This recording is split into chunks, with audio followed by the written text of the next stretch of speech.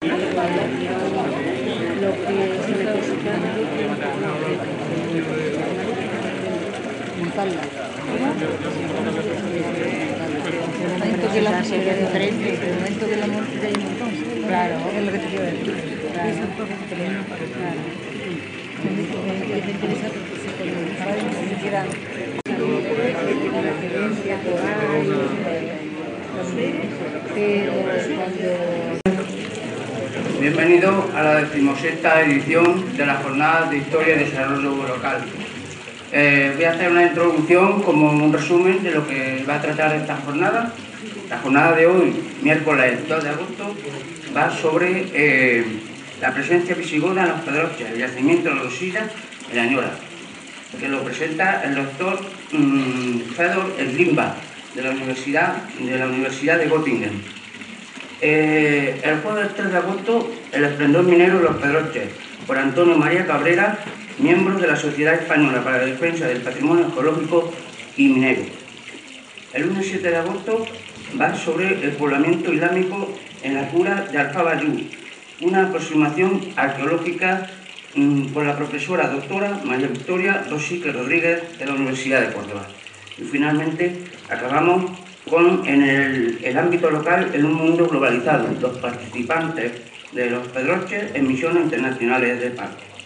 Y empezamos hoy. Doy las gracias especialmente a Agustín por la organización de esta jornada, que llevamos ya 16 años, suma y sigue, esperamos que siga así. Las gracias también a Fedor Limba por su presencia. Fedor Limba es de la Universidad de Göttingen, que Göttingen lo pone porque está en alemán, pero es la Universidad de Göttingen, ¿verdad? Es una de las mejores universidades que hay en Europa. Está en Alemania. El nivel de excelencia son 8 universidades que tienen el nivel de excelencia en Göttingen, y han estudiado bastante, y han sido profesores y estudiantes bastantes premios Nobel, y un alumno muy ilustre que ha tenido esa universidad ha sido Carl Friedrich Gauss. También han estudiado allí los hermanos Grimm, Jacob y Wilhelm, y varios prestigiosos intelectuales alemanes. Para que vean la idea, se hagan la idea de dónde viene el profesor Limba. Pues, sin más, doy la introducción también a Manolo. Muchas gracias.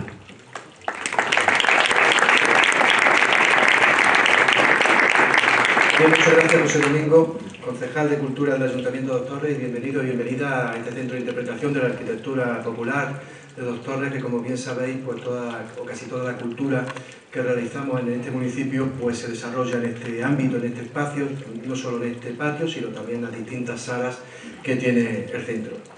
Pues en esta preferia que iniciamos ayer con la presentación de la Feria Taurina y también el programa de festejos, continuamos hoy con la jornada, como bien decía el concejal, con la jornada de Historia y Desarrollo Local, esta 16ª ya jornada de Historia y de Desarrollo Local, que se organizan desde el área de Cultura y Turismo del Ayuntamiento de Dos Torres.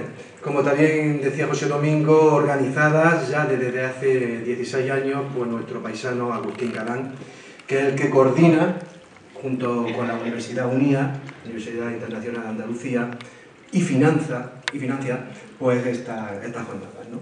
La verdad que con entes privados, públicos, y se hace todo lo posible para que año tras año haya un plantel de conferenciantes como el que tenemos en esta edición, que no desmerece evidentemente a otros que han pasado en otras ediciones. Por lo tanto, va a haber 4 días, este año, como se ha dicho antes, se parte las jornadas, dado que, que como sabéis ya tenemos también próximamente pues, el Juego de la Oca, con lo cual tenemos que hacer un paréntesis y a continuación retomarlas el lunes y el martes, pero eso también nos da tiempo a oxigenarnos un poco y a divertirnos en otras cuestiones que realizamos y luego a retomar otra vez el ambiente cultural, el ambiente histórico. Dar la bienvenida, como no puede ser de otra manera, al profesor Fedor, de Alemania, de la Universidad de Göttingen, como dice José Domingo, también a Agustín, que al área de cultura de la concejalía, también a Miguel, que está por ahí, a Miguel Coleto, que conjuntamente con Agustín, pues año tras año van desarrollando. Como no puede ser menos, tengo que agradecer a la Diputación Provincial, que nos facilita todas esas vitrinas en las cuales ponemos los documentos históricos del archivo, que ahora mismo se está digitalizando, gracias también a COBA, que es la que está financiando, y a la Diputación Provincial, esa digitalización. Y a Muebles Iglesias, que es quien transporta dichas vitrinas desde Córdoba de la Diputación Provincial hasta aquí. Y también pues a Piedra y Cal, ¿no? A la Asociación Cultural de Pozo Blanco, Piedra y Cal. Entre todos, y el Ayuntamiento de Dos Torres, hacemos posible otro año más que es esta jornada. No quiero alargarme más, tan solo daros la bienvenida, daros las gracias, decir que serán como todos los años súper interesantes y que nos acostaremos seguramente cada día sabiendo un poco más, ya no solo de la historia de Dos Torres, sino de la historia de la comarca, como en este caso, porque se van a abordar el yacimiento que se ha encontrado ahí en Añora, en este mismo Añora. Por lo tanto, muchas gracias a todos, a culturizarnos, a aprender y, como no, agradecerte, Agustín, una vez más que estés presente en la organización de este importante evento para Dos Torres. Muchas gracias.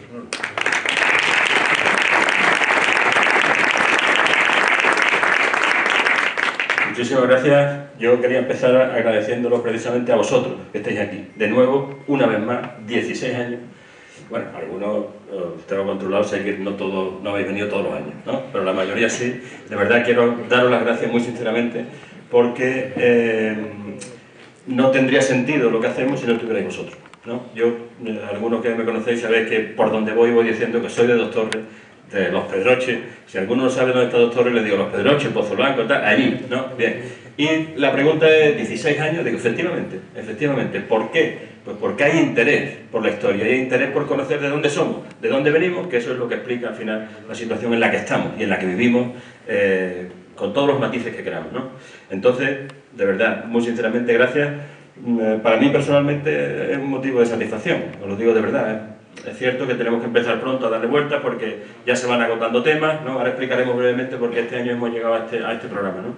Pero para mí el poder contribuir mínimamente, os lo digo con toda sinceridad, mínimamente al mejor conocimiento de nuestra historia, aparte de gustarme personalmente, forma parte de nuestra obligación, ¿no?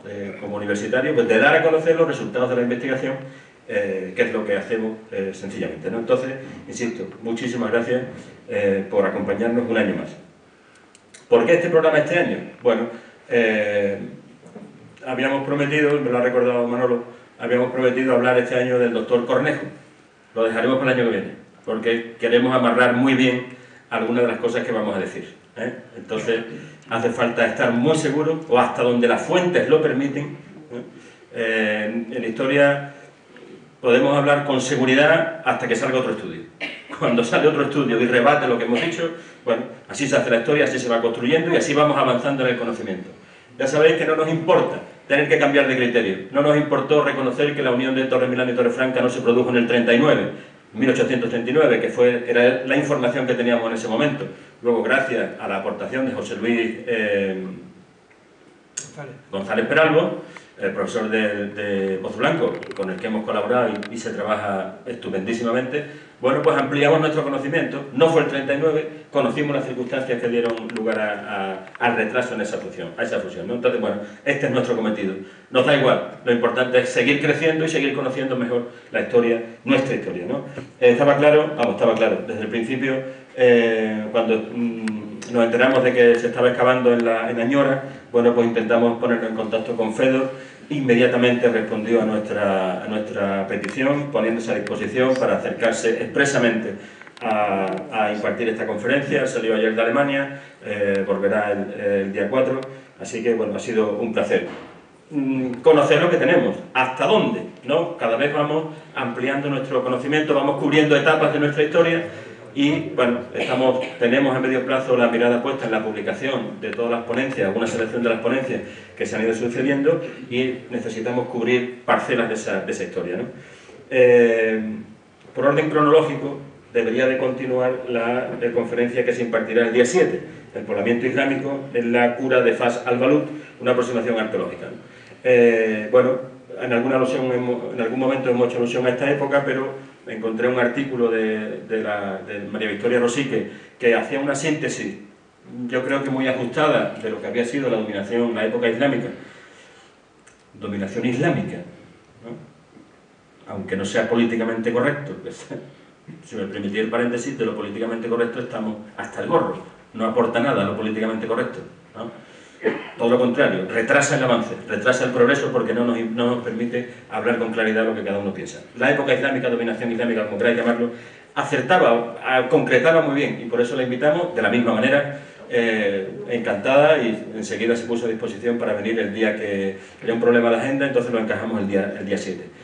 Y el otro tema es el del esplendor minero en los Pedroches, ya lo hemos anunciado también, es un tema clave para entender la economía de toda esta zona a finales del 19 y principios del 20.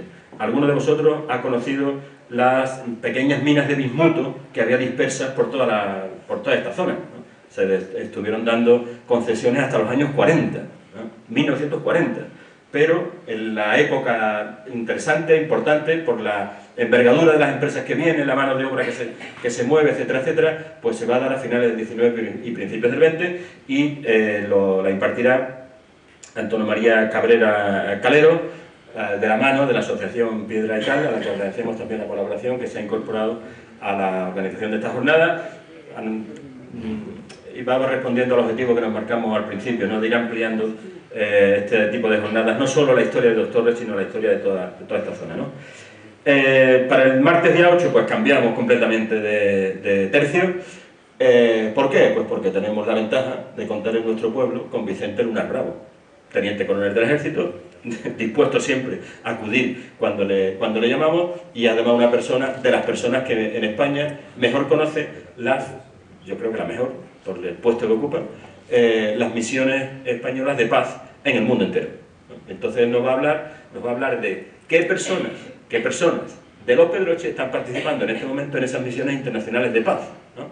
Y nos pareció un tema que no tenía nada que ver con lo anterior, pero muy interesante, bueno, pues para conocer quiénes son de los nuestros que arriesgan su vida para que otros puedan vivir en paz o sobrevivir en paz, ¿no? En fin, este es un poco el programa de este año. Esperamos que sea de vuestro interés, ¿eh? Esperamos que sea de vuestro interés. A mí me ha parecido, nos ha parecido que eran temas interesantes, y para no alargarme demasiado quería, y no reiterar los agradecimientos que ya ha hecho nuestro alcalde, sí quería agradecer a Miguel Coleto las facilidades que da siempre trabajar con él a la hora de encajar horas, ponentes, facilitarle sus desplazamientos, etcétera, etcétera, ¿no? Y por supuesto a la Universidad Internacional de Andalucía, bueno, ahora estando dentro es más fácil, ¿no? Si me permitís esta aclaración.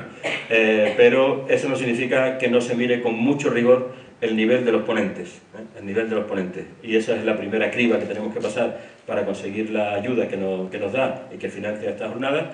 Y una vez que esa criba ha pasado, pues la verdad que también todos son facilidades, y hay que agradecer ese esfuerzo que hace, ¿no? Yo, por mi parte, nada más. De nuevo, muchas gracias a vosotros, gracias Manolo, a José Domingo. Si me permitís un paréntesis, yo quería destacar el papel que hace José Domingo, y si alguno no lo sigue en Facebook, le animo a que lo siga. Hace algunos comentarios sobre algunos filósofos modernos espectaculares. Os lo digo con toda sinceridad, la afirmación y esa exposición que ha hecho de la importancia que tiene la Universidad de Göttingen, él la ha comentado como si fuera cualquier cosa.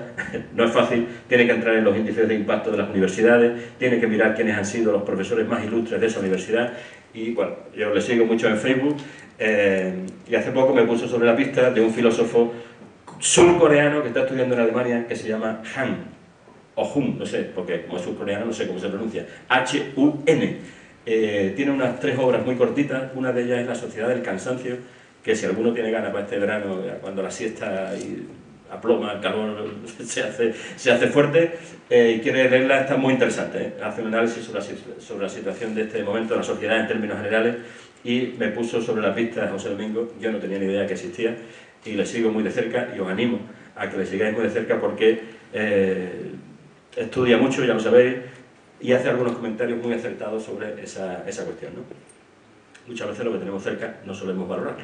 Yo me permito hacer este comentario, y os animo a que le sigáis en Facebook, insisto, porque hace comentarios tanto de filosofía como de música muy, muy interesantes. En fin, perdonadme que me haya alargado, por eso es concejal, sí, exactamente, dice el alcalde. Perdonadme que me haya alargado en esta presentación. De nuevo, muchas gracias, y si os parece, pues comenzamos con la primera conferencia. Muy bien. Muchas gracias.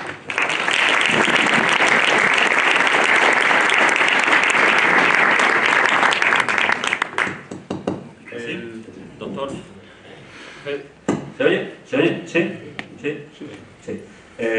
presentación muy breve. El doctor Fedor Schlimbach es doctor en arqueología, hizo el doctorado en la Universidad de Göttingen, luego trabajó para el Instituto Arqueológico Alemán, de ahí viene el proyecto de la losilla. Ha estado trabajando también en la Universidad de Heidelberg, que es una de las universidades más prestigiosas de Alemania, y ha vuelto de nuevo a la universidad, al Instituto de Arqueología Paleocristiana de la Universidad de Göttingen. En fin, estoy seguro que vamos a disfrutar muchísimo de esta conferencia. Yo he tenido la oportunidad de estar con él a lo largo del día y estoy convencido de que vamos a aprender muchas cosas y sobre todo vamos a disfrutar de sus conocimientos, y nos va a trasladar qué está ocurriendo, qué se presupone o qué imaginamos, qué podemos pensar, hasta dónde nos van a llegar las excavaciones que él está dirigiendo en la losilla aquí en el León. Muchas gracias por acompañarnos, Fedor. Adelante. Gracias. Pues le agradezco mucho la invitación a las jornadas en Dos Torres y la oportunidad de poder presentar mi proyecto de investigación sobre el yacimiento tardoantiguo de La Losilla. Se trata de los restos de una iglesia derrumbada desde hace mucho tiempo, con una necrópolis y con los restos de edificios profanos. El yacimiento se encuentra en la cima de una pequeña loma, dentro de un paisaje de campos y dehesas a aproximadamente 5 kilómetros del pueblo actual de Añora. No hace falta hablar mucho sobre la ubicación de Añora en la comarca de Los Pedroches, en el ámbito rural de Andalucía. La región está denominada según el municipio histórico de Pedroche, que está mencionado por primera vez en la obra del geógrafo árabe Al-Idrisi del siglo XII. El texto de Al-Idrisi habla de las fortificaciones y de la fuerza combativa de los habitantes de Pedroche y elogia las frutas de las encinas que ahí cultivaban. A partir del siglo XII, la región sufre de los vaivenes de la reconquista cristiana y a inicios del siglo XIII, la comarca de los Pedroches definitivamente forma parte del reino cristiano de Castilla y León. El pueblo de Añora mismo fue fundado después, en el periodo de los siglos XIV a XV. Según la documentación escrita, los habitantes entonces se mantenían de la agricultura y la ganadería, lo que cuadra bien con el origen de su topónimo Añora de Noria, el término árabe de la máquina hidráulica que sirve para extraer agua. En la documentación de Añora no hay indicios para la existencia de una iglesia en los alrededores del pueblo. Por eso se puede suponer que nuestro yacimiento de La Losilla ya no estaba ocupado en aquella época. La primera mención de las ruinas existe en una descripción geográfica de la provincia de Córdoba del año de 1840. Donde el autor refiere la existencia de sepulcros romanos a lo largo del camino que llega desde Añora a Pedroche, tumbas que contenían lacrimatorios de vidrio y de otros materiales. Entonces, al menos a partir del siglo XIX, el yacimiento estaba conocido y sufría de excavaciones clandestinas y del expolio de materiales constructivos. Están bien visibles los numerosos agujeros de expolio que caracterizan el yacimiento. En cambio, fue mucho más tarde que la arqueología empezaba a fijarse en el yacimiento. A lo largo de los años 80 se hallaron 2 altares romanos anepígrafos.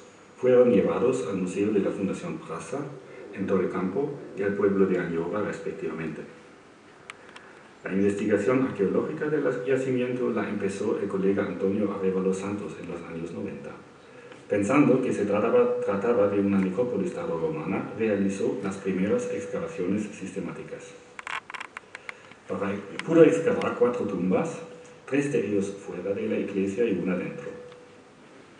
Las 3 sepulturas fuera de la iglesia todavía contenían restos de esqueletos, y en la tumba número 2, Arévalo encontró una joya de un recipiente de cerámica y una pequeña figura tardorromana. La sepultura número 4, que está ubicada dentro de la iglesia, ya estaba expoliada. Sin embargo, del derrumbe que excavó ahí provienen 3 fragmentos de una inscripción de mármol, aparentemente de una inscripción funeraria cristiana. Además de la empresa de Arévalo, resultó la evidencia de que la necrópolis ya conocida pertenecía a una iglesia. En uno de sus sondeos pudo desenterrar un tramo del muro curvado del ábside de la Basílica Tardoantigua. Lamentablemente, Arevalo Santos no tenía la oportunidad de proseguir con sus investigaciones. Desde entonces, el yacimiento de vez en cuando fue mencionado en la literatura científica, pero quedaba abandonado a las inclemencias del tiempo, a los clandestinos y los detectoristas.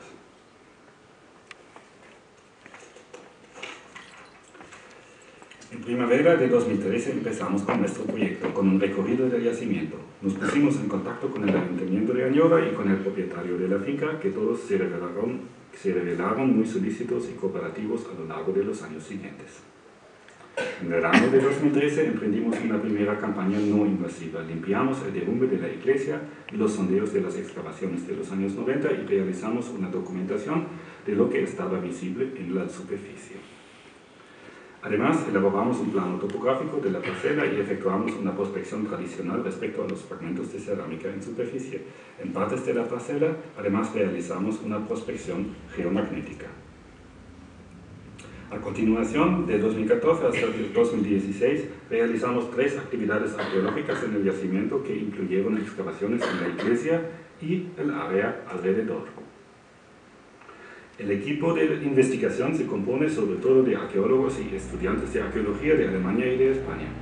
También colaboran especialistas para tareas especiales como un topógrafo, una arquitecta, una antropóloga o los geofísicos.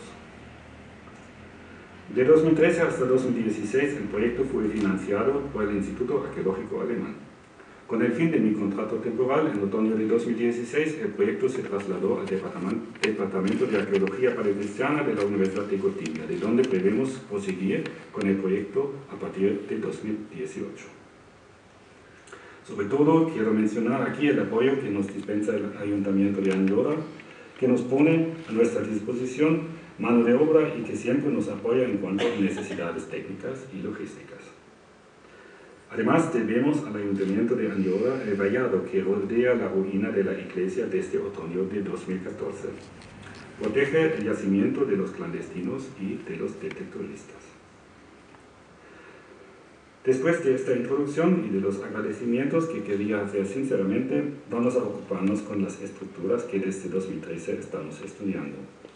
Hablaré consecutivamente sobre la iglesia y su necrópolis, sobre los edificios profanos en su alrededor, sobre los hallazgos y la cronología, y finalmente sobre una interpretación todavía hipotética del yacimiento dentro de su contexto histórico.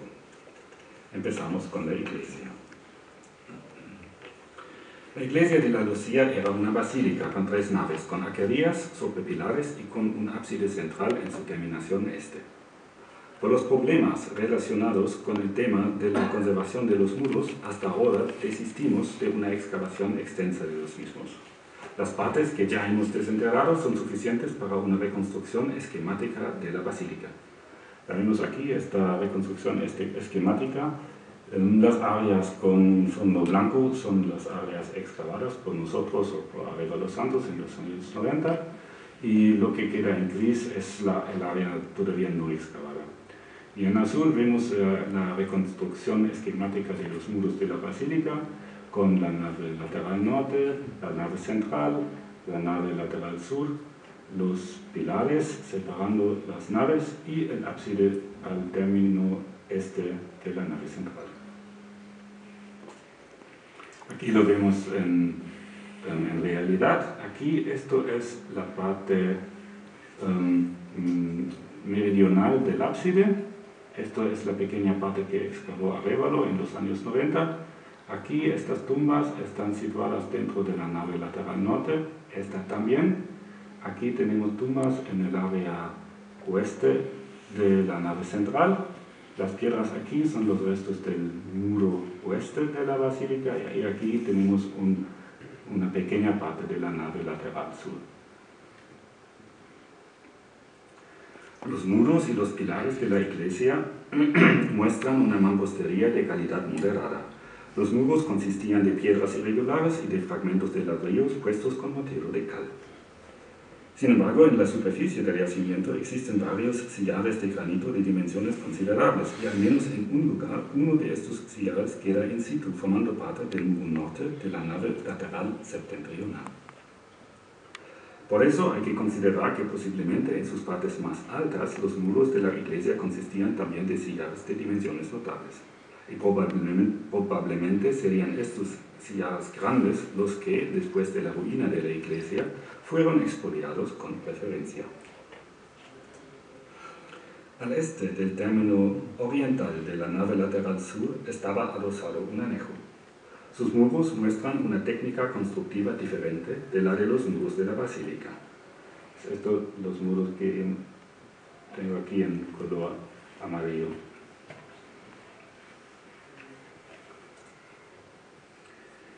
Aquí las piedras fueron puestas sin modelo de cal. Por eso suponemos que este anejo fue añadido en un momento posterior a la construcción de la basílica misma. La basílica originariamente estaba cubierta con un maderaje de tejado y con tejas de cerámica. Encima del nivel del suelo encontramos una capa compacta de derrumbe del tejado, de fragmentos de tegule e imbrices.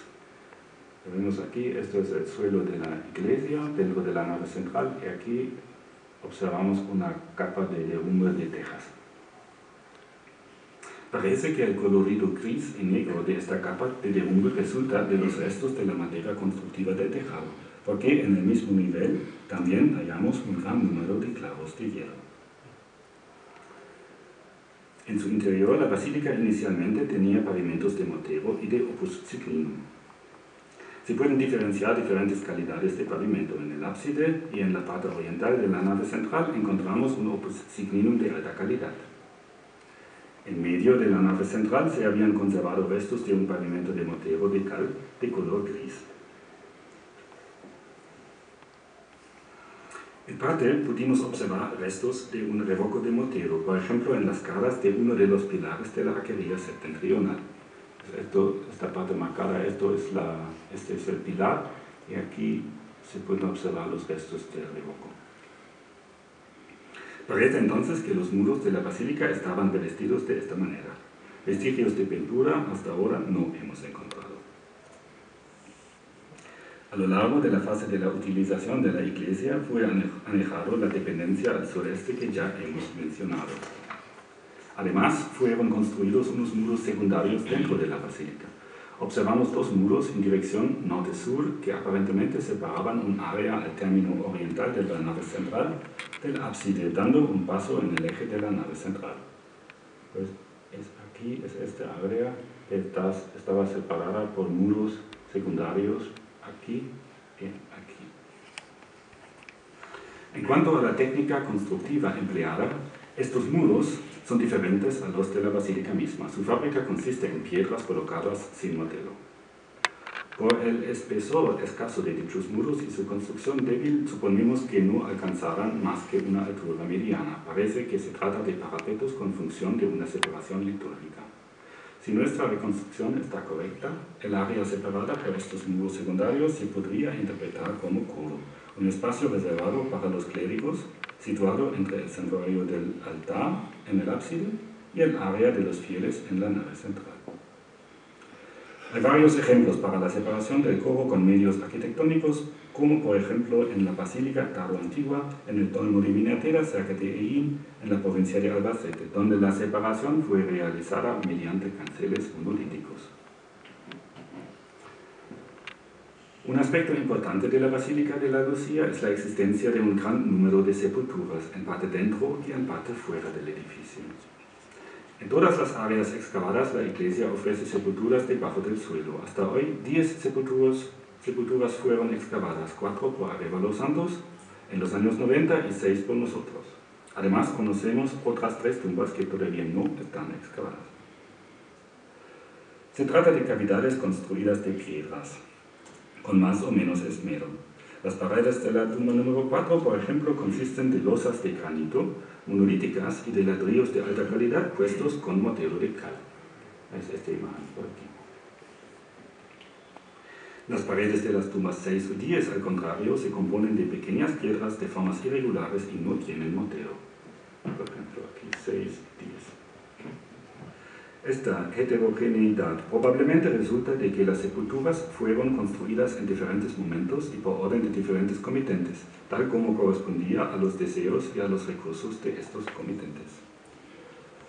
Todas las tumbas que fueron encontradas intactas, es decir, sin expolio, contenían los restos de los esqueletos de varios individuos que fueron enterrados sucesivamente. Con ocasión de cada entierro nuevo, se colocaron los restos del esqueleto de la inhumación anterior en paquetes óseos puestos en los dos términos de la tumba. Lo vemos aquí, estas son dos imágenes de la excavación de la tumba número 10.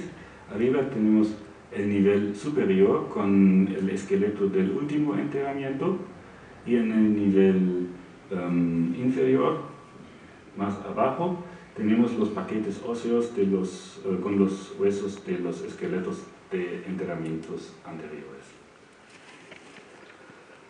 Se puede plantear la hipótesis que los individuos enterrados dentro de la misma sepultura tenían una relación social, posiblemente una relación familiar. Las losas de granito que cubrían las tumbas estaban debajo del pavimento de la iglesia y parece que no estaban visibles en el suelo. Lo vemos aquí, esto es la tumba número 14, todavía cerrada con las losas, y aquí tenemos los restos del pavimento de mortero en la nave central. Son unos 20 a 30 centímetros con un nivel de relleno de diferencia entre el pavimento y la superficie de las losas. Lamentablemente, hasta ahora en ningún caso hemos encontrado el pavimento conservado enteramente encima de una de las sepulturas, y por eso ignoramos cómo estaban marcadas en el suelo. Sin embargo, debía existir la posibilidad de reencontrar una tumba determinada para volver a enterrar varios años después de la última inhumación. ¿Acaso existieran inscripciones sepulcrales insertadas en el mortero del pavimento, encima de cada tumba, como las tenemos conservadas en la Basílica Tardoantigua de Mértola, en Portugal? Lo vemos aquí, esto es la excavación de la Basílica de Mértola, en la nave central, y aquí se conserva el mortero del pavimento, y dentro de este mortero se han puesto las inscripciones sepulcrales. Los pequeños fragmentos que en los años 90 halló Arévalo Santos muestran que aparentemente existían inscripciones en la Basílica de la Lucía. Quizás fueran expoliadas sistemáticamente en un periodo consecutivo al abandono y precedente al derrumbamiento de la iglesia. Otro aspecto interesante relacionado a las sepulturas es la costumbre de poner ajuares. Unas tumbas sí tenían ajuares y otras no. En la tumba número 5, en 2014, hallamos un recipiente de vidrio, un así llamado ungüentario de pie alto. Se trata de un ajuar bastante precioso. Además, la misma tumba contenía un anillo de bronce. También contenía ajuar la tumba número 2, el jarrito de barro y la fíbula hallados por Arévalo Santos. Además, hemos encontrado un anillo de hierro en la tumba número 14. Lo llevaba en su mano uno de los difuntos del último enterramiento. Por eso quizás deberíamos hablar más de un objeto personal que de un ajuar de la sepultura. En cambio, la tumba número 10, que contenía los restos de los esqueletos de al menos 3 individuos y que definitivamente estaba sin expoliar, no contenía ningún ajuar y ningún objeto personal. Nos parece que la presencia o la ausencia de ajuares en una tumba no dependía de la capacidad financiera del difunto o de su familia. Las sepulturas dentro de la basílica seguramente estaban más privilegiadas que las de la necrópolis fuera de la misma. Y no obstante, mientras que las tumbas número 10 y 14 no contenían ajuar, la tumba número 2, fuera del edificio, sí contenía. Una explicación posible sería que había dos grupos con diferentes costumbres, uno que dotaba las sepulturas de ajuar y otro que no lo hacía. Otra hipótesis sería que estamos en un periodo en el cual se perdía la costumbre de poner ajuares. Serían, por tanto, las tumbas con ajuares las de mayor edad y las sin ajuares las más recientes. Todavía no podemos explicar esto, pero con la excavación de más sepulturas y sobre todo con una cronología más detallada a base de fechas de carbono 14, posiblemente llegaríamos a conclusiones más diferenciadas. Sin embargo, a la necrópolis de la Lucía no pertenecían solamente las tumbas mencionadas, sino también unos sarcófagos monolíticos que aparentemente estaban colocados en el suelo de la iglesia.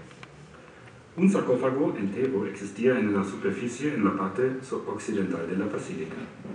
Por razones de su conservación y de seguridad lo hemos llevado al Museo de Ayora en 2015. También quedan fragmentos de sarcófagos similares en el yacimiento, en parte en la superficie actual y en parte dentro de los niveles de derrumbe de la basílica. Parece que fueron destruidos para ganar materiales constructivos. Una parte de los fragmentos se lo llevaron los expoliadores y otra parte quedaba en el yacimiento. Además, en nuestro sondeo número 1, en su perfil meridional, observamos un trozo de granito de 2 metros de longitud. Evidentemente se trata también de un sarcófago, posiblemente entero. Quizás la pieza todavía se encuentre en su lugar original, dentro del anejo, al este de la nave lateral sur, arrimado a la pared norte de este ámbito. Pues existían sarcófagos para enterramientos adicionales a las tumbas situadas dentro y fuera de la basílica. ¿Acaso fueran implantados en un momento dentro de la fase de la utilización de la iglesia, cuando ya no había espacio para instalar nuevas tumbas, sobre todo dentro del edificio? Hasta ahora hemos hablado sobre la iglesia dentro de la fase de su utilización. Sin embargo, las estructuras y la estratigrafía que observamos también nos dicen algo sobre el periodo antes y después de esta fase. Quiero resumir brevemente lo que hasta ahora sabemos de la historia del yacimiento precedente y posterior a la construcción y utilización de la basílica. En 2016, por primera vez, observamos restos de una estructura que posiblemente pertenece a una fase anterior a la construcción de la basílica. En nuestro sondeo número 10, en la parte occidental de la nave central, encontramos restos de una pila construida de mampostería y opus signum, un mortero hidráulico con adición de pedacitos de ladrillo. Esta construcción por aquí, esta esquina se conserva. Es evidente que esta estructura fue destruida con la instalación de la tumba número 10. La interpretación de esta pila no es unívoca, pero es posible que se trate del resto de una pila bautismal, quizás de forma cruciforme. Una pila bautismal de este tipo fue excavada en la Basílica Tardoantigua del yacimiento del Germo, en el término municipal de Espiel. Otro ejemplo de forma diferente se conserva en la ermita de Nuestra Señora de las Cruces, cerca del Lijo. La pequeña parte que nos queda de la pila en la Lucía podría ser uno de los escalones laterales. Lo vemos aquí en la foto de la excavación del Germo. Aquí tenemos los restos de uno de los escalones laterales. Es seguro que esta estructura es anterior al momento de la instalación de la tumba número 10. Como esta, por su parte, probablemente es posterior a la construcción de la iglesia, todavía no tenemos evidencia que nuestra piscina bautismal hipotética sea anterior a la construcción de la basílica. Sin embargo, a la vista de la ubicación de la estructura, al margen de la nave central y al lado de uno de los pilares de la arquería meridional, parece improbable que formara parte de la basílica de 3 naves que estamos excavando. Por eso es probable que tenemos aquí un resto de una fase anterior. Posiblemente existía una iglesia antecesora que tenía un baptisterio, o bien con una pila bautismal dentro de un anejo a dicha iglesia, o bien en un baptisterio independiente. Por razones desconocidas, en un momento posterior, esta primera iglesia fue sustituida por la basílica que estamos excavando. Con la continuación de nuestras investigaciones, quizás se podría encontrar más evidencia de esta primera fase del yacimiento. De la fase de la utilización de la basílica ya hemos hablado. En este periodo fueron instaladas las tumbas, se construyeron los anejos y los muros del coro hipotético y se colocaron los sarcófagos dentro de la basílica y sus anejos. Parece que antes de su abandono definitivo y su derrumbamiento, la iglesia sufriera una fase de negligencia. El pavimento de mortero en la nave central ya no se conservaba enteramente. En la parte occidental de la nave central no encontramos ningún pavimento. La capa de derrumbe del tejado yacía directamente sobre un suelo de tierra. En el momento de la ruina de la basílica, en esta parte, el pavimento ya no se conservaba. Además, encontramos en la misma parte oeste de la nave central fragmentos de un gran vaso de almacenamiento. Este hallazgo podría indicar una utilización profana en la última fase de la basílica. Tal hipótesis encajaría bien con el hecho de que no hemos encontrado casi nada de una decoración interior o de un posible mobiliario litúrgico. Y quizás en este mismo periodo se llevaban las inscripciones sepulcrales que probablemente habían existido. Los niveles de escombros demuestran cómo luego se efectuó el derrumbamiento de la basílica. Directamente en el suelo yace una capa de fragmentos de tejas mezclada con tierra gris o negra y con un gran número de clavos de hierro. Primero, evidentemente, se derrumbó el tejado. Pues aquí tenemos marcado el nivel del pavimento y directamente encima observamos la capa de tejas. Encima encontramos una capa de piedras con fragmentos de ladrillos y trozos de mortero. Después de la caída del tejado se derrumbaron los muros del edificio. Es esta capa en el dibujo directamente encima de la capa de derrumbe de la teja. Aquí lo vemos en la foto. Estas son las losas encima de la tumba número 14. Este es el nivel de relleno. Aquí tenemos un resto del pavimento de mortero, la capa de derrumbe del tejado y esto es la capa de derrumbe de los muros de la basílica. Aquí otra vez, esto es el derrumbe de los muros y esto es el derrumbe del tejado. No pudimos observar los diferentes niveles de derrumbe con tanta claridad en todos los sondeos. En varias partes el derrumbe estaba revuelto y no quedaban ni muchas piedras ni muchas tejas. Esto es debido a la explotación de la ruina por materiales constructivos que empezó en un momento temprano e iba continuando hasta nuestra época. Las últimas actividades antes de las investigaciones arqueológicas, a partir de los años 90, eran las excavaciones clandestinas relacionadas al expolio de unas de las tumbas de la necrópolis que ya se estaban efectuando en el siglo XIX. La profundidad considerable de unos de estos agujeros muestra que el expolio perduró hasta hace poco tiempo, y la presencia de objetos de plástico en el fondo de alguna de las tumbas expoliadas confirma esta impresión.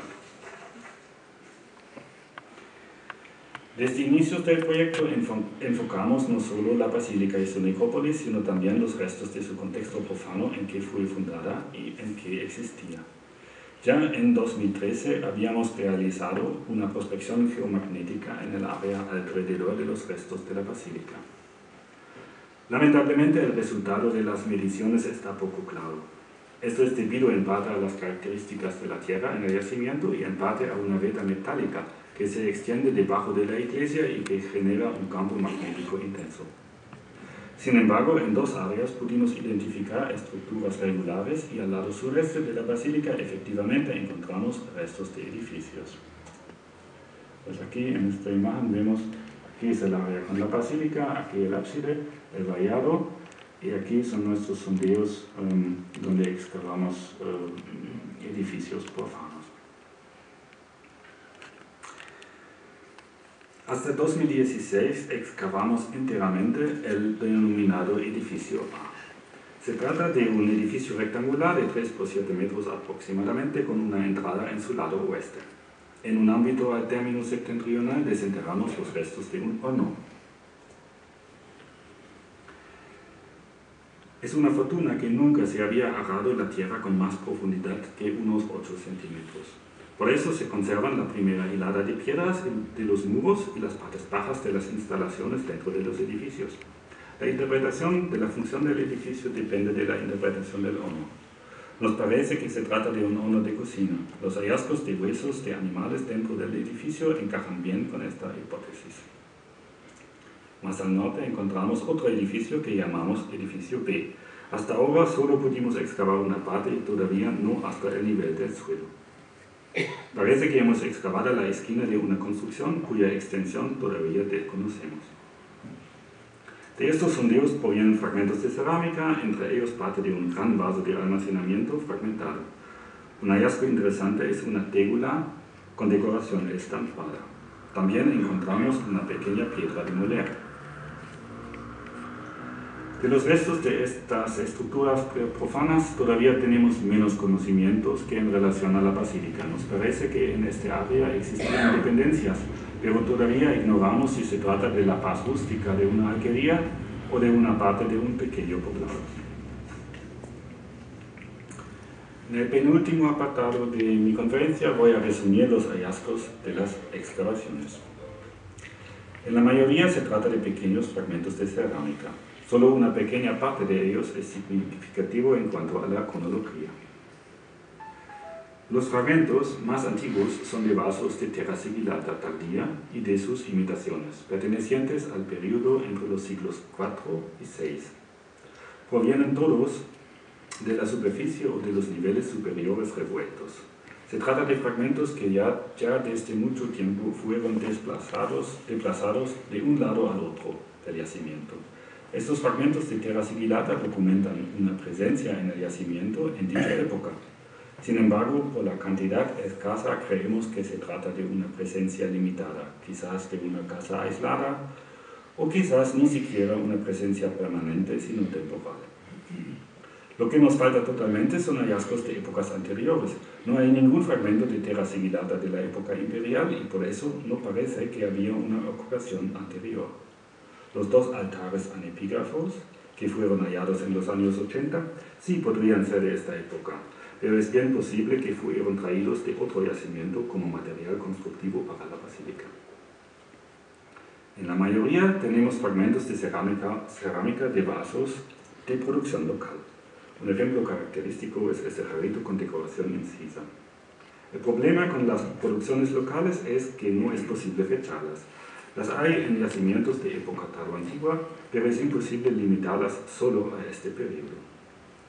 Es una dificultad general de la arqueología tardoantigua que con el fin de las importaciones de vasos de Terra Sigillata a finales del siglo V o inicios del VI, perdemos un indicador fiable en cuanto a la cronología.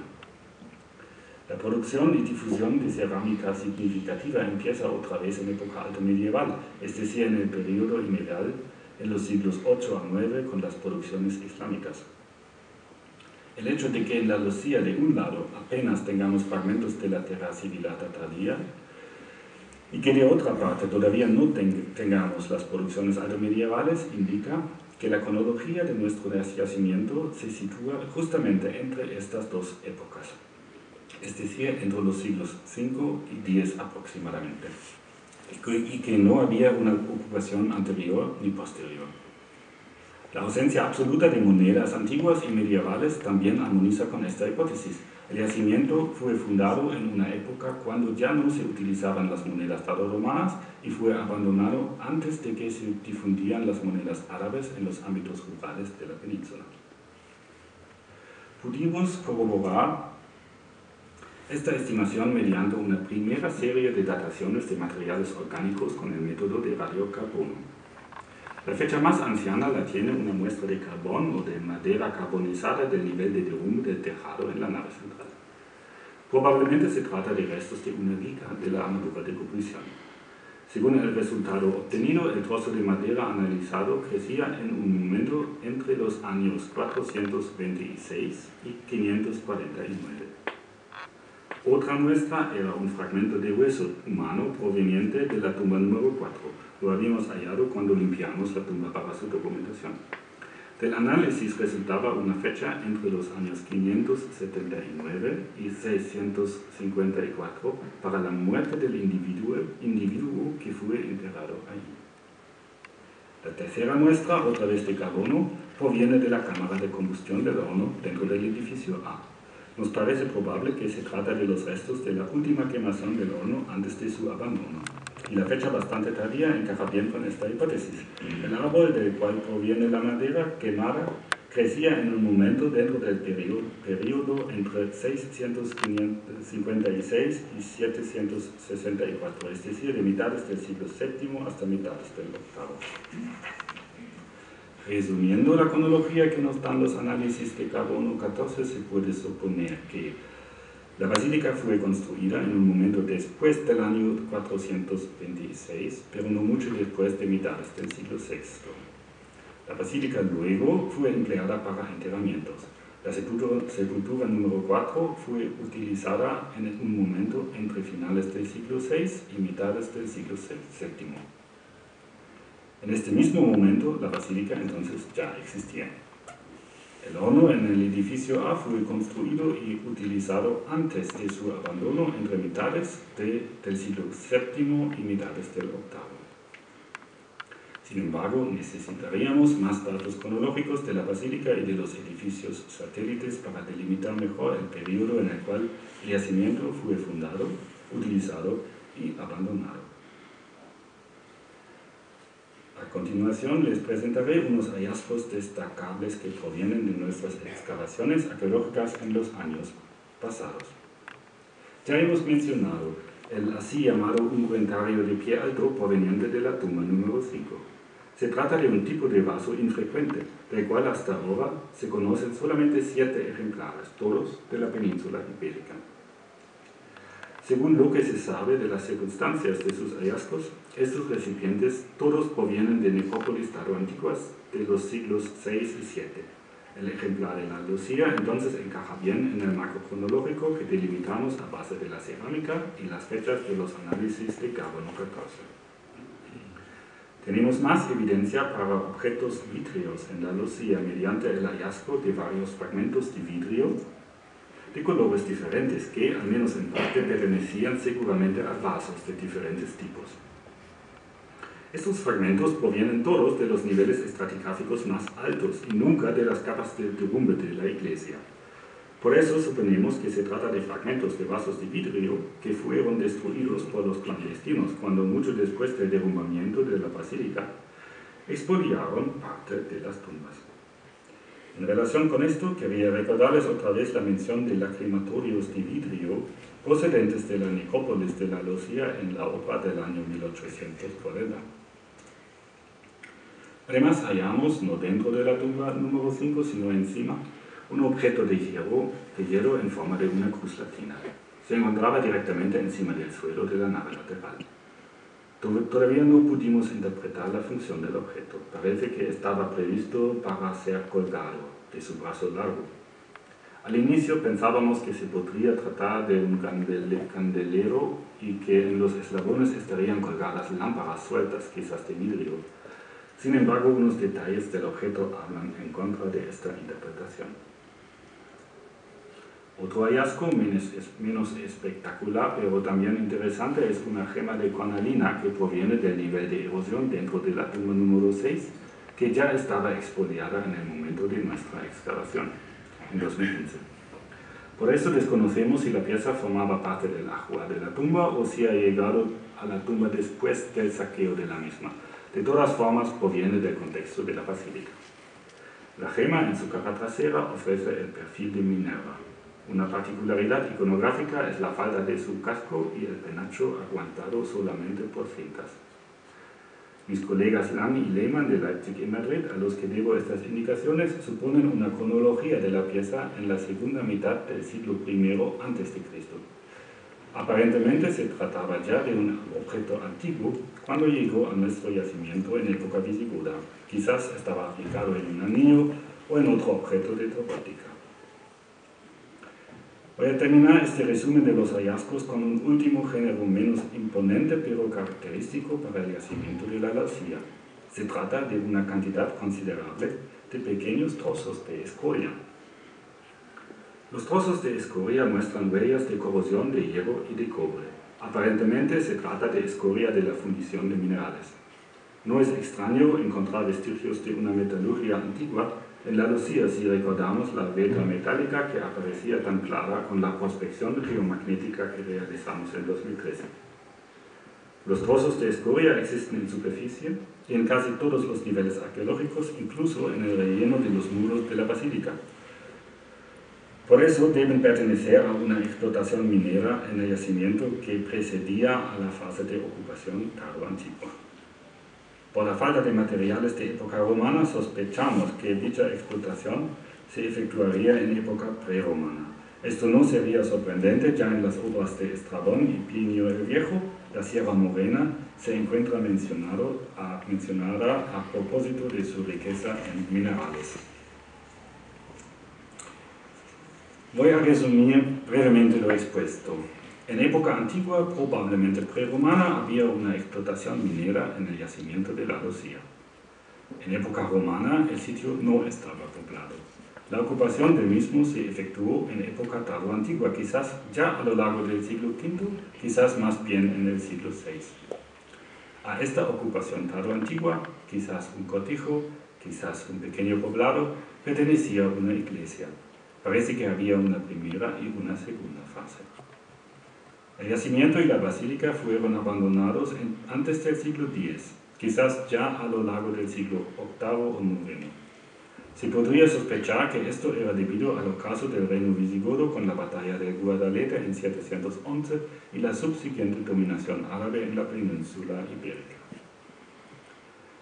Por fin quiero volver sobre la cuestión de la identidad de la comunidad que ocupaba el yacimiento en época visigoda. Eran visigodos y tenemos aquí entonces un testimonio de una presencia visigoda en los Pedroches. No se puede decir nada seguro sobre esto a base de los conocimientos que tenemos hasta ahora, pero sí se puede plantear una hipótesis que quería bosquejar en lo siguiente. Nos ha llamado la atención el hecho de que no se trata de un yacimiento romano que seguía ser ocupado en época visigoda, sino de una fundación ex novo quizás no antes del siglo VI. Con esto, la Lucía tiene un paralelo en el yacimiento del Cerro del Germo, en el término municipal de Espiel. Ahí también se ha excavado una basílica de época visigoda con baptisterio y con necrópolis. Ahí tampoco aparecían vestigios de una ocupación romana. Y parecido a la Lucía, la iglesia estaba construida en lo alto de una estribación montañosa. Pues esto es una foto de la excavación de los años 60, este es el plano de la basílica del Cerro del Germo. Volvemos a la mapa del Valle de los Pedroches en época romana. Por el hallazgo del famoso trifinio de Villanueva de Córdoba se sabe que existían aquí dos municipios con sus territorios, el de Solia y el de Pedro. Ni la ciudad de Solia ni la de Pedro está localizada con seguridad. Solia podría ser idéntica con los restos romanos en el cerro de Majada Iglesia en el término municipal de Elguijo, y Pedro a veces se supone en el actual Belalcázar. Los rombos verdes representan inscripciones de época romana y se ve claramente que hay dos acentos cuantitativos en Majada Iglesia y en el actual Belalcázar. Los rombos anaranjados representan las inscripciones de época visigoda. Llama la atención que no se han encontrado en los mismos lugares donde tenemos la mayoría de inscripciones romanas, sino en otros sitios, como en la Lucía y el Germo, que todavía no estaban ocupados en época romana. ¿Quién era entonces la gente que quizás no antes del siglo VI ocupaba estos yacimientos? ¿De dónde venía y por qué tenía que salir de sus tierras para asentarse en otros sitios? ¿Eran hispano-romanos de la región que por razones desconocidas tenían que abandonar sus antiguos poblados? ¿O había un aumento de población y fue una parte de la gente que tenía que salir y fundar nuevos asentamientos? ¿O era gente acaso no hispano-romana que venía desde fuera de la región y que no quería o no podía asentarse en los poblados ya existentes? Todavía no somos capaces de decantarnos por una de estas hipótesis. Sin embargo, cabe la posibilidad que la gente que venía a la Lucía y al Cerro de Germo, de hecho, eran visigodos. Los visigodos tenían su reino de Tolosa en la Aquitania en Galia, en la actual Francia meridional, hasta el año de 507, cuando perdieron la batalla de Bouillé. Fue entonces, como muy tarde, que gran parte de la población visigoda salió de sus tierras y entró en la península, gestando el reino visigodo de Toledo a lo largo de la primera mitad del siglo VI. ¿Cuáles son las evidencias que podrían hablar en favor de la hipótesis que la fundación de asentamientos a lo largo del siglo VI tenga algo que ver con dicha migración? Echamos un vistazo a las fuentes escritas de la época. Las leges visigotorum contienen artículos sobre el tema de la división de las tierras entre los godos y los romanos. Las leges visigotorum probablemente fueron compiladas por orden del rey Leovigildo en la segunda mitad del siglo VI, basándose en los fueros más ancianos del reino de Tolosa, el Codex Euricianus y el Breviarium Alarici, que se ascriben a los reyes Eurico y Alarico. Fueron revisadas varias veces, sobre todo a lo largo del siglo VII, por orden de Quindasvinto y Requesvinto, pero siempre mantenían dichos artículos sobre la división de las tierras entre godos y romanos, que son señalados con la adición antigua como parte ya de la primera versión del libro Virgilio. Los artículos relacionados con la división de las tierras ya formaban parte del Codex Euricianus del siglo V y fueron trasladados a las leges visigotorum. Dichos artículos obligan a los terratenientes romanos a ceder 2/3 de sus tierras a un godo. Si se trata de bosques, el godo obtiene solo la mitad. Sin embargo, el terrateniente romano tiene que compartir su tierra solo una única vez. Del tercio que le queda al romano después de una división, ningún godo tiene derecho de reivindicar más partes. Parece entonces que al menos a lo largo del siglo VI, cuando Leovigildo mandó redactar las leges visigotorum, el tema de una división de las tierras entre los romanos y los inmigrantes godos era relevante. Se podría entonces imaginar que los godos que a partir de inicios del siglo VI llegaban a la anciana provincia de Hispania retiraban una parte de las tierras de los romanos para establecerse una base de vida y que se asentaban en estas tierras, construyendo poblaciones o alquerías nuevas en lugares que todavía no estaban ocupados por los hispano-romanos. Otro indicio más quizás nos aporten las actas de los concilios hispano-visigodos. Llama la atención que a partir de mediados del siglo VI, los obispos se ocupan de problemas que resultan de la existencia de las iglesias propias en el ámbito rural, lejos de las ciudades. En el concilio de Lérida, en 546, se determina que también las iglesias que fueron fundadas por laicos sean sujetas a la autoridad de las diócesis. En un canon del segundo concilio de Praga se lamenta que en ocasiones se fundaron iglesias privadas por motivos económicos y que los obispos deben abstenerse de consagrarlas si sospechan un caso así. Sin embargo, el fenómeno de las iglesias propias en el contexto de las vilae tardorromanas es anterior al siglo VI. Un caso conocido es la Villa Fortunatus, cerca de Fraga, en la provincia de Huesca, una villa romana en la cual ya en el siglo V fue instalada una iglesia cristiana. No obstante, los concilios anteriores al de Lérida en 546 no mencionan estas iglesias propias. Parece que, aunque existían, no había problemas con la práctica del culto privado en contextos propios. Los problemas aparecían en la primera mitad del siglo VI. Se podría suponer que con la migración de los godos a la península y con la fundación de alquerías o poblados, también fue fundado un gran número de iglesias propias, formando parte de estos nuevos asentamientos visigodos.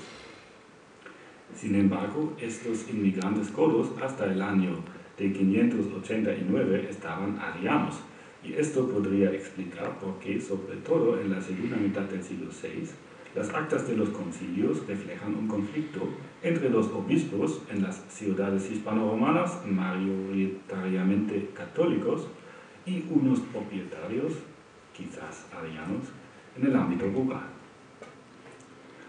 Los aspectos que presenté en este último apartado permiten establecer una hipótesis de trabajo, que en yacimientos como la Lucía y también en el Germo tengamos unos restos del asentamiento godo en la península ibérica del siglo VI. Sin embargo, esto no es evidenciado, sino solo una posible explicación entre otros. Así, de las investigaciones arqueológicas de los últimos años en el yacimiento de la Lucía resultan nuevos conocimientos y nuevas hipótesis, pero también nuevas preguntas. sobre todo en relación con la forma originaria de las estructuras, y con la cronología obtenemos evidencias determinadas. En cambio, a la hora de interpretar los restos dependemos de resultados obtenidos en otros yacimientos, mediante investigaciones anteriores.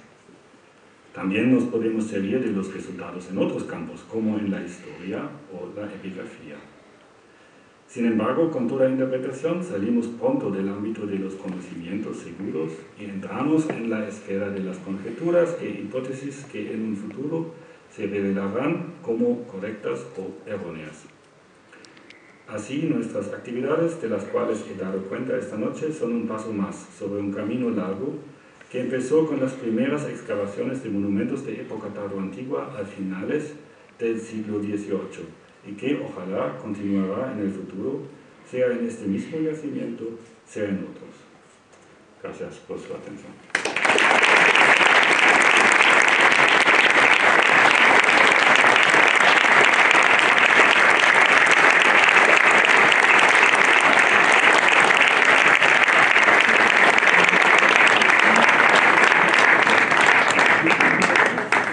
Muy bien, como decíamos al principio, espero que hayáis disfrutado de esta exposición. Muchas preguntas, algunas certezas, pocas certezas, pero sobre todo muchas preguntas, que es lo que nos permitirá ir avanzando. Si tenéis alguna pregunta que queráis hacerle a Fedor, pues él se ofrece encantado para responderle. Yo quería hacer una pregunta. En el Valle de los Pedroches, sobre todo en la zona de Torrecampo, en medio del campo hay muchos tumbas de piedra de granito, Sí. dispersas por ahí. ¿Puede considerarse eso también de la época visigoda? Quizás, al menos en parte. Creo que una parte de estas tumbas fueron excavadas en los años 20, ¿no? Hay esta colección Riesco, creo se llama, en parte en Córdoba, en parte en Madrid, en el Museo Nacional de Arqueología. En los años 20 había una actividad de un arquitecto que excavó un montón de cistas, los llamadas. Eran tumbas de granito aisladas y sobre todo en esta zona. Y de estas tumbas provienen también platos de vidrio que se consideran como tardoantiguas. Pero al menos en parte puede ser que esto también pertenece a esta misma época. Gracias. ¿Alguna más? Adelante. ¿Se tiene alguna pista de qué personajes eran enterrados en esas tumbas, ya que unos tenían ajuar y otros no? Supuesto que creo que algunos morirían de alguna manera y otros de otra, o serían diferentes, o a ver... Hasta ahora no tenemos muchos datos sobre los individuos que fueron enterrados en estas tumbas.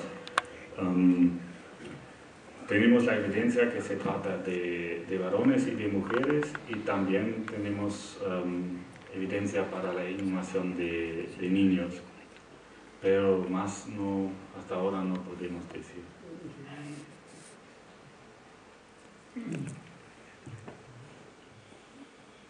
¿Alguna más? Una pregunta. La fusión de hispano-romanos y del visigodo da origen posteriormente a los mozárabes, es decir, los cristianos que permanecen en territorio musulmán. ¿Podemos afirmar que esta zona fue un núcleo aislado de mozárabes? Porque, por ejemplo, aquí hay una población que se llama Santa Eufemia, que cree que es un vocablo mozárabe.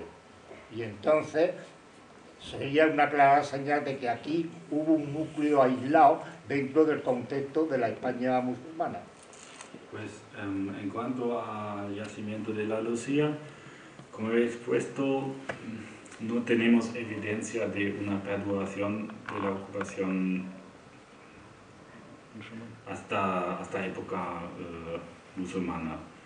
En cambio, el yacimiento del Germo, ahí fueron encontradas monedas de época árabe. Entonces, ahí en el Germo es probable que había una continuación del poblado, al menos hasta el siglo XII o algo así. Sí, es una continuación también de la comunidad cristiana.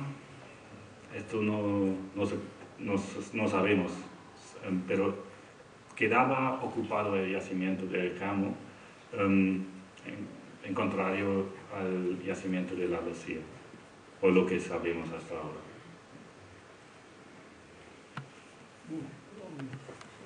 Sabéis que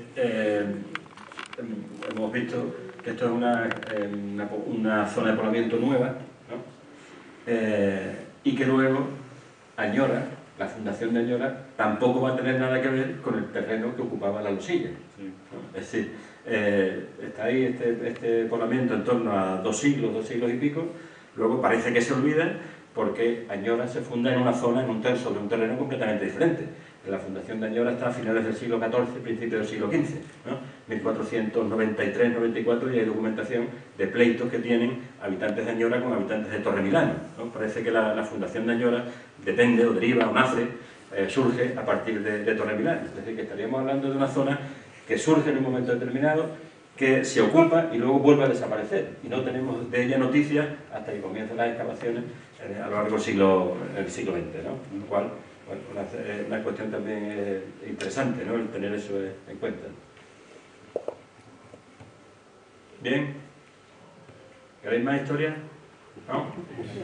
Exactamente. Por las dimensiones de la basílica se puede... Un poquito más. Por las dimensiones de la basílica se puede, digamos, hacer una estimación de qué población había. Es difícil. Creo que no sería más fiable de excavar más de los edificios profanos fuera, pero esto tarda mucho, sobre todo con la tosca, durísima. Ahí. Pues la basílica tiene una longitud de unos 26 metros, creo, pero sí se podría calcular cuántas personas caben dentro. Pues no sé, yo sería...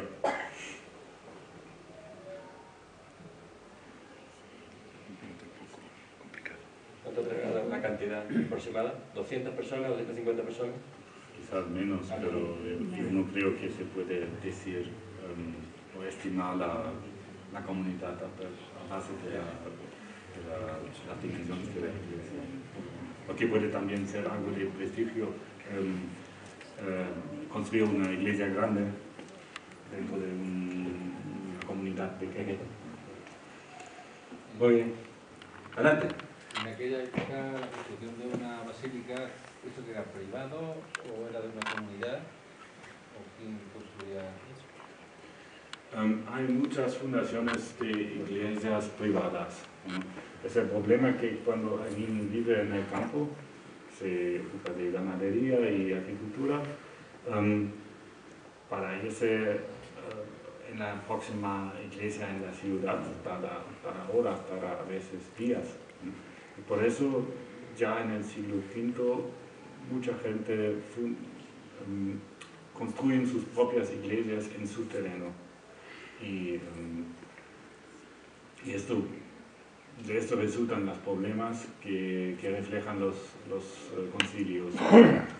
Yo creo que en esta época, a partir del siglo V, en el VI, en el VII, la mayoría de las iglesias en el campo eran fundaciones propias de privados.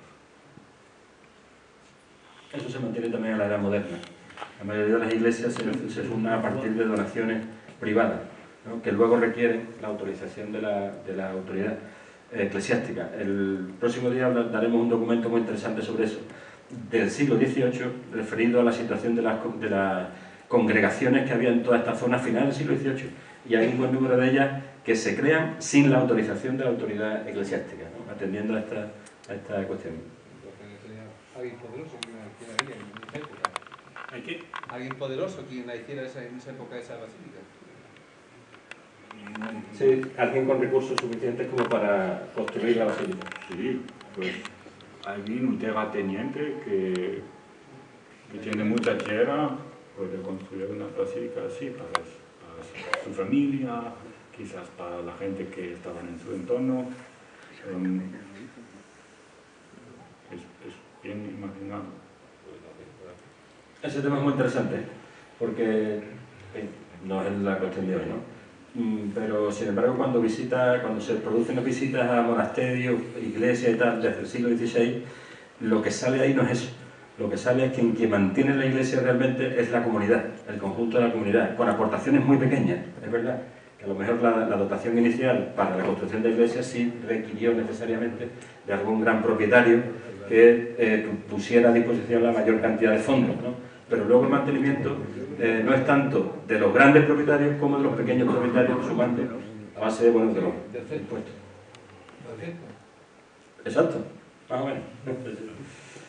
Muy bien, pues si os parece lo dejamos aquí. Muchísimas gracias por vuestra presencia y vuestro interés, y muchísimas gracias a Fedor por compartir estos conocimientos, resultado de muchos años de trabajo y de mucho esfuerzo, como hemos tenido ocasión de comprobar.